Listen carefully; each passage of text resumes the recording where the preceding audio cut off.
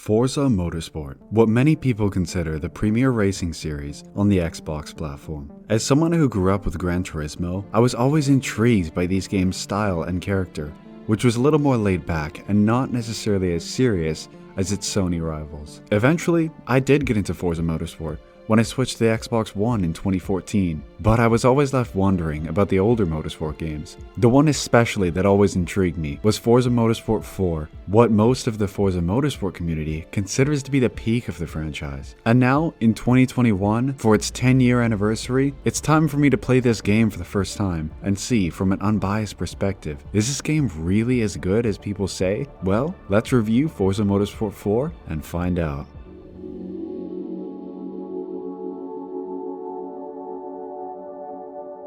The first thing that immediately struck me when it comes to Forza Motorsport 4 is how surprisingly well this game aged. Compared to other games from the same time period, such as, say, the Need for Speed Shift games, and even more arcade racers like Blur and Split Second, Motorsport 4 has this timeless feel to it, and it has seemed to age in a way that not very many other games have. Now let's outline a few of the reasons why this game has aged so well compared to others. The number one thing that tends to date video games is graphics and art styles. Graphics, as always, improve over time and with new technology. And then when it comes to art style, games that really put themselves out there in terms of design tend to be truly impressive at the time they launch, but as trends and the world around them change, they become a product of their specific time period. Motorsport 4 falls victim to none of these, starting with pure graphical fidelity. If you think that this game came out a decade ago, at the end of the Xbox 360's life cycle, this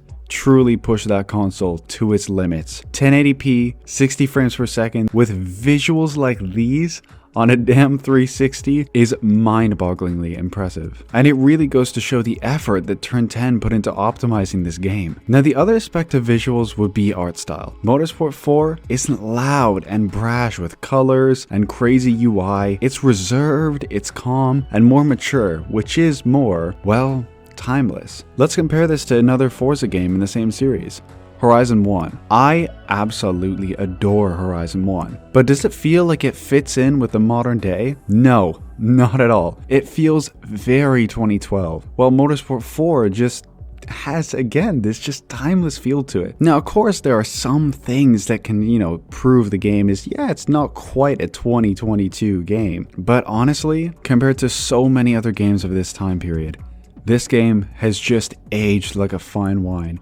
and it's really not just graphics that showcase this very well. Another aspect that really tends to age games is how they actually play. I'm gonna get into this a little deeper in the next section of the video, but Forza Motorsport 4 doesn't play like an old game at all. In fact, Motorsport in general still hasn't changed much from the formula that the earlier Motorsport games set and that this game perfected. In fact, some could argue, myself included, that it's just been a downhill spiral since this game. I'm going to go into this again further in just a sec. Now, the last thing that I think tends to really age games is just the sheer amount of content in them. Often you go back to play a game that's a little older and it doesn't have that much to do in it. Whether that be from having a small car list, not having much to be able to do in terms of modifications and tuning to those vehicles. And aside from cars, small track lists and just events and activities lacking, it tends to really put a downer on some of the older games that really are still quite good. But this is not the case here in the slightest.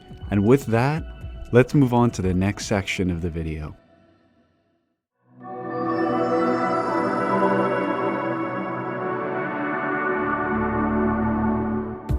The most shockingly good part of this game to me was just how incredible the cars are in this game. I'm gonna call it now.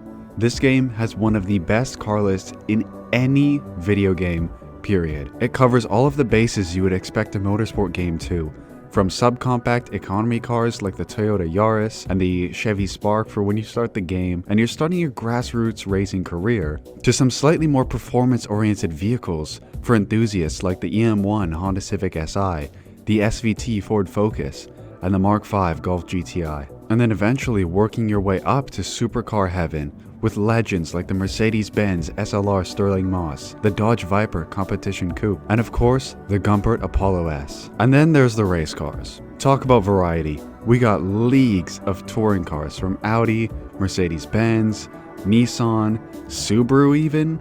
I mean, for those of you who love touring cars, this game has the selection for you. For the wilder side of race cars, prototypes are also of no small variety, with oddball choices like the Cadillac Northstar LMP02 and famous legends like the BMW V12 LMR. I could go on and on about this game's car list, but there's one final aspect of this list that I have to mention, and that would be the weird cars. Now, Ferraris and Lamborghinis are cool, but there is something about building a Chevy Volt or a Prius and doing ungodly things with them. This is the thing that separates this game the most from modern motorsport and even Horizon games. These games are not sim racers.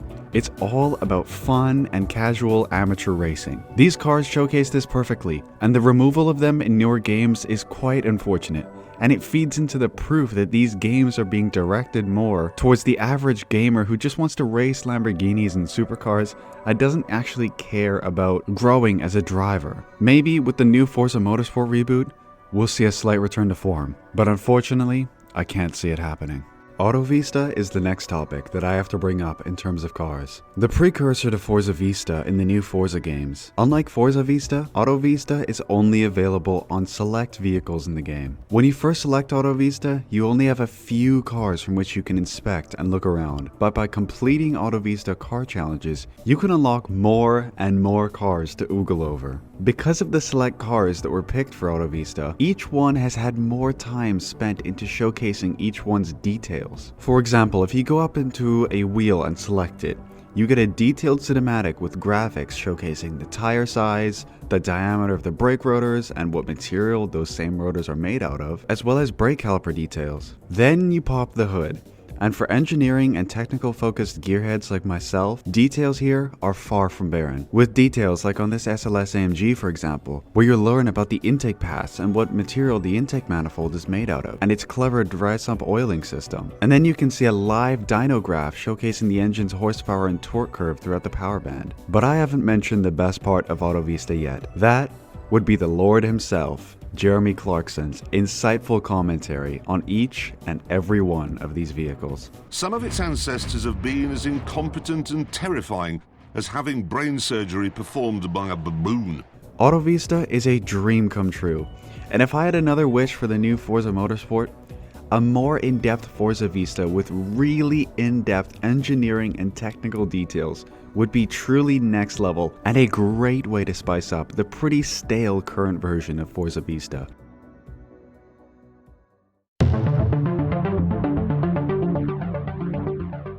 Career modes, at least for me, are undoubtedly one of the most important parts of a racing game, especially that of a track-focused racing game. And unfortunately, it's one of the things that has let me down the most about the most recent Forza Motorsport games. So when I went to play this game, I had an expectation that it would fall into a similar lackluster and repetitive pattern, but to my surprise, this was a much larger, well-rounded, and overall fun career mode than in the Motorsports 5 through 7. And there's no better place to explain that than right at the start. A big part about motorsport is that feeling of growth and learning. Starting as an amateur driver in slow cars and earning your way up through the ranks until finally hitting that peak of your career in some of the world's most impressive machines that engineering can create. And Motorsport 4 does this aspect perfectly. At the start of the game, it truly is grassroots racing, with some of the slowest vehicles that are currently on sale, Chevy Sparks and Honda Fits. Starting in these F-Class vehicles is something I really enjoy, because what it does is it makes moving up into a vehicle even as entry level as a Golf GTI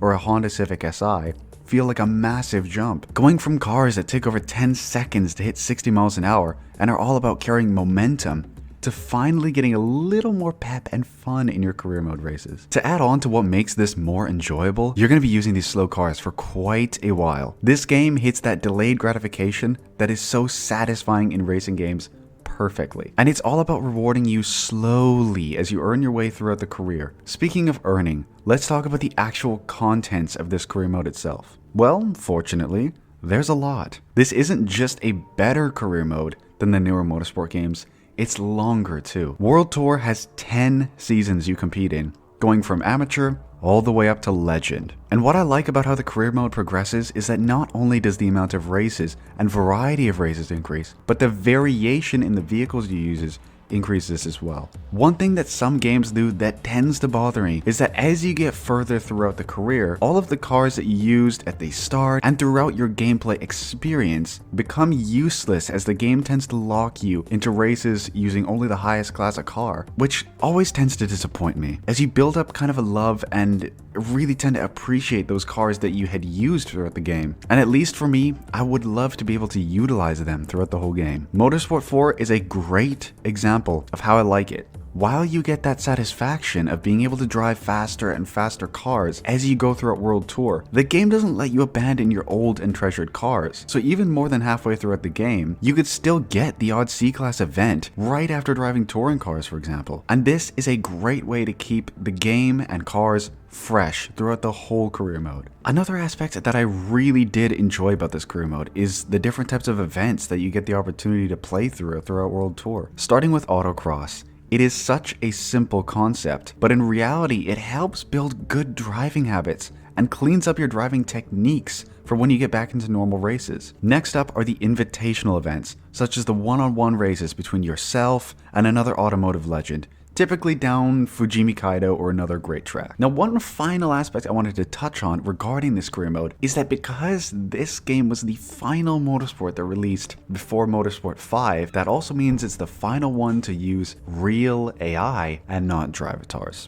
I'm not going to talk too much about drivatars in this video because it doesn't necessarily pertain to this game, but what I will talk about is how much I feel that this AI is even better than, say, Motorsport 7's drivatars. While yes, this AI is not perfect, for example, they tend to be a little aggressive at times, this clip for example, and they don't necessarily like to predict the player's move very well. They're very, I drive in this line of the track and what the player does doesn't really affect me in the slightest. They do tend to, at least for me, have given me a much more consistent and better experience racing than drivatars have. The career mode here is much more purposeful and satisfying than in the more recent Motorsport games. Yes, I enjoyed some aspects of Motorsport 6's career, for example, but with that game, there were some things that really turned me off of it, like the addition of wheel spins, which just ruined a lot of the satisfying and special car and race progression that made this game so special. Now, a side note to the career mode in this game is just how incredible the track list is in this game. While yeah, the real life tracks aren't exactly like the real thing because they're not laser scanned, and some actually do feel quite off of the real thing, the fictional tracks here are the real superstars, and at least for me, these are the closest Forza has ever been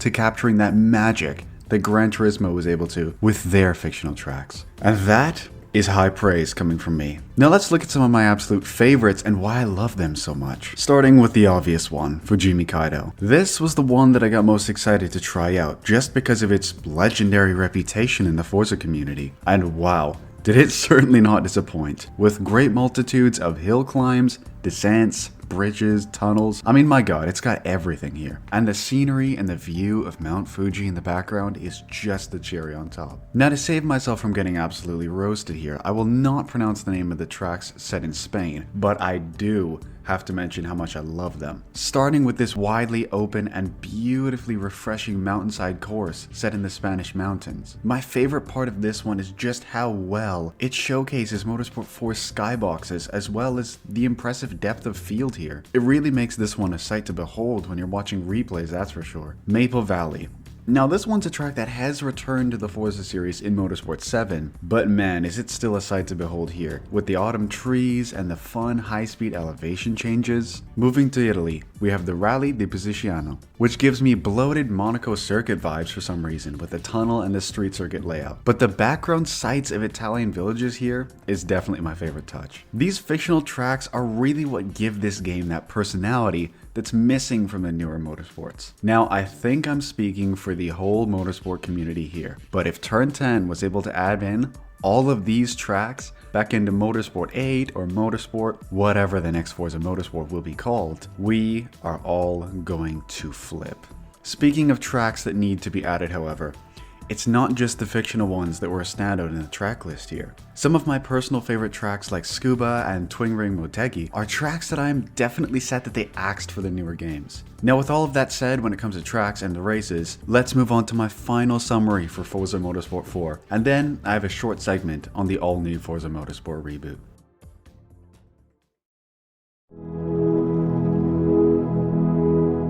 So, Forza Motorsport 4. Do I believe that this game lives up to its legendary reputation? The answer to that is pretty simple, and that would be yes. For a game that released 10 years ago, to look this good, play this well, and have this much content is really impressive. This game definitely deserves to be among the best racing game of the 7th generation of consoles. Would I consider it one of the greatest racing games of all time? Not quite, but it is damn good. Now there was one final topic that I wanted to discuss before I ended this video, and that would be the upcoming Forza Motorsport reboot. The lack of a new Motorsport game for what will be 5 years when the new Motorsport, I'm gonna call it Motorsport 8 for now, is rumored to release. 5 years also means the largest amount of time for them to have developed and designed a motorsport game potentially ever. And this time, it's not going to be forced to rush development just for the sake of releasing on a new console generation. And I think we all know how that ended last time. In all honesty, I'm really excited for this game, even though Motorsport 7 was wildly disappointing to me. Things here get especially exciting when we learn that Motorsport 8 will be on an entirely new engine, and from what I remember, that's the first time that this has happened in decades. So the potential for an extraordinary game here